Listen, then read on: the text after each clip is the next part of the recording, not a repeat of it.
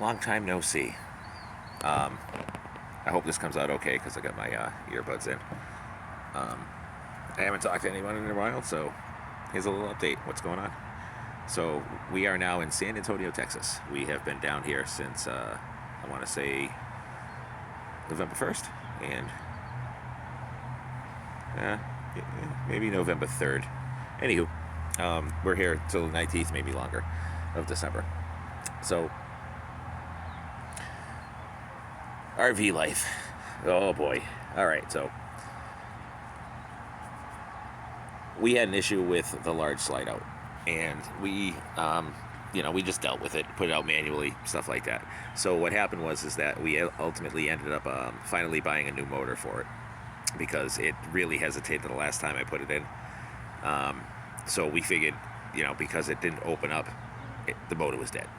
So we've just been dealing with it. Occasionally I would go in there and manually open it up. That sucks. But anywho, so $1,600 we paid for that motor for the slide out. So okay, I get it in, go put it in, get it all squared away, straightened out, and yeah. Anywho, didn't work. So we had an electrician come, and he found the problem after 2 hours and 20 minutes. Only charged me for 2 hours. Really nice guy. 200, ended up being 245 or so with tax and the trip and stuff. So it was worth the $250 for him to figure out the problem. The problem ended up being a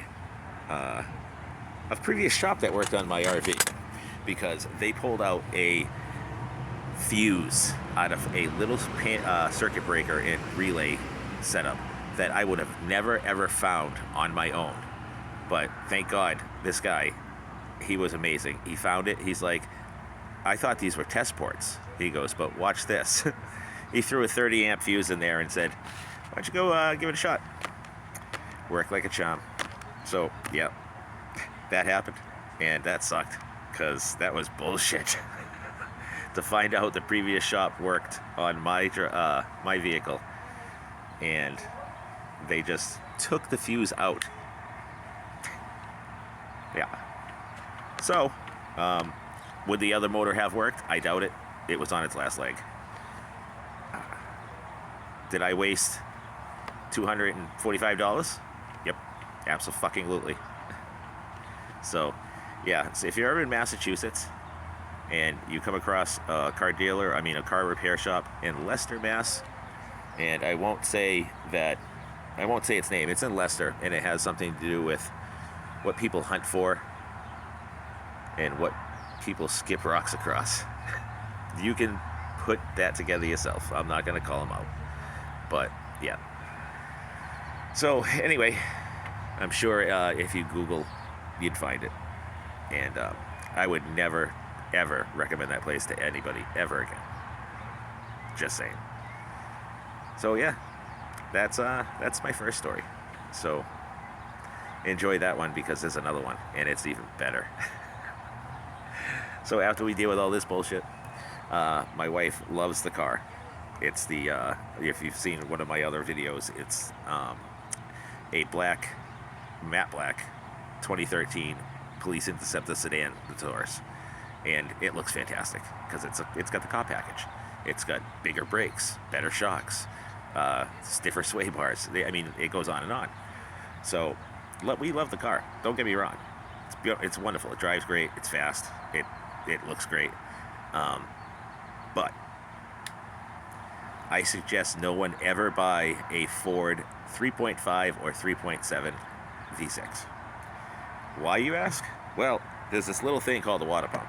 And on any other normal fucking car, the water pump is belt driven on the accessories outside of the engine. Not Ford, though. Ford has the internal water pump that's driven off the timing chain. So when that water pump goes, like mine did, like literally right after we got the RV fixed, yeah, luckily mine went and it pissed out. They have a relief spout for it. Thank God it took that route, because if it didn't, it would have, antifreeze would have mixed with my oil and smoked my engine. So I kind of dodged a bullet on that one. However, if it did, The engine would have cost about like maybe $5,500, $6,000 to put in. Redoing this water pump, $3,000 from the dealer.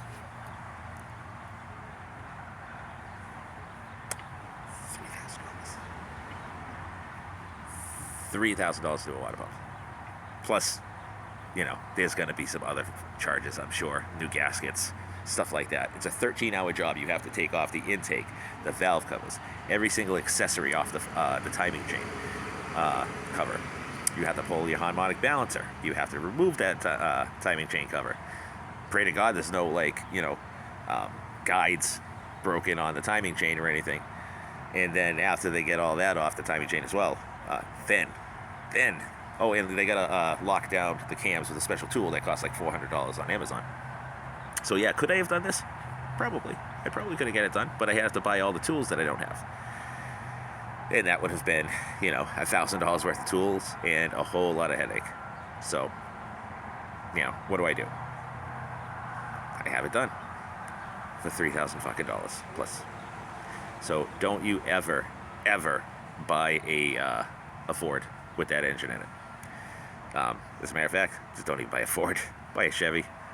They're so much better, more reliable. I have a Tahoe that I left back in Massachusetts that has 227,000 miles on it, and it doesn't even leak, and it still runs great.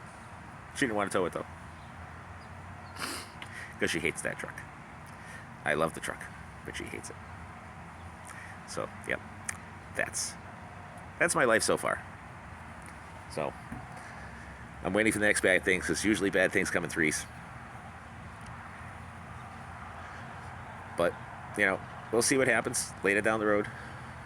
I'll check in with you guys more often. You know, I'm sorry I haven't put anything up. I've just been really busy with, you know, doing everything with the RV and stuff. And, you know, as you can tell, I'm not the biggest YouTuber out there, and I really haven't even learned to edit. So what usually I do is I just kind of record these little banters and give them to you guys.